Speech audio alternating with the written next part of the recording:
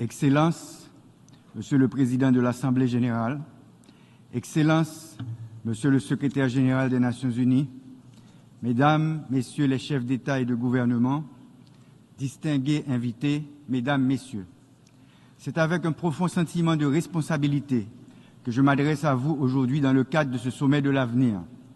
Cet événement ne représente pas seulement une rencontre de dirigeants mondiaux, mais aussi un moment critique pour construire un futur commun fondé sur les principes de solidarité, d'équité et de justice.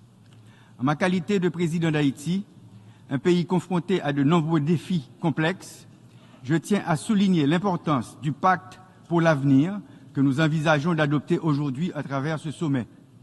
Ce pacte symbolise non seulement un engagement historique pour un multilatéralisme renouvelé, mais aussi une opportunité unique de renforcer les structures internationales afin de répondre aux différentes réalités économiques, sociales et environnementales auxquelles nous faisons face. Le monde est aujourd'hui confronté à des défis sans précédent qui nécessitent une coopération internationale plus forte et plus inclusive. Dans cette perspective, ce sommet offre une opportunité de revitaliser le multilatéralisme et de moderniser le système des Nations unies pour qu'elle soit plus inclusive et représentative des réalités actuelles. Les mécanismes de gouvernance mondiale doivent être adaptés aux nouvelles dynamiques économiques et politiques et garantir que chaque nation, grande ou petite, ait une voix dans la résolution des crises mondiales. Cet événement majeur est également une opportunité de repenser la gouvernance mondiale en abordant des sujets tels que le financement du développement durable, l'égalité des genres et la protection de la biodiversité. En particulier, la réforme de l'architecture financière internationale est cruciale pour soutenir la transition de certains pays, en particulier les pays les moins avancés, les PMA, vers un développement durable.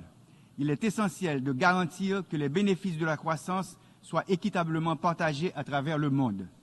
Une des pierres angulaires du pacte pour l'avenir est l'inclusion des jeunes et la protection des générations futures. Aujourd'hui, plus de 1,9 milliard de jeunes vivent sur notre planète et leur participation dans les processus décisionnels est cruciale pour garantir une paix durable et un développement équitable. Trop souvent, les jeunes sont laissés de côté dans les discussions politiques et économiques, bien qu'ils détiennent un potentiel immense pour résoudre les crises globales, qu'il s'agisse du changement climatique ou des inégalités sociales. En Haïti, le Conseil présidentiel de transition et le gouvernement s'engagent à intégrer les jeunes dans tous les aspects de la reconstruction nationale.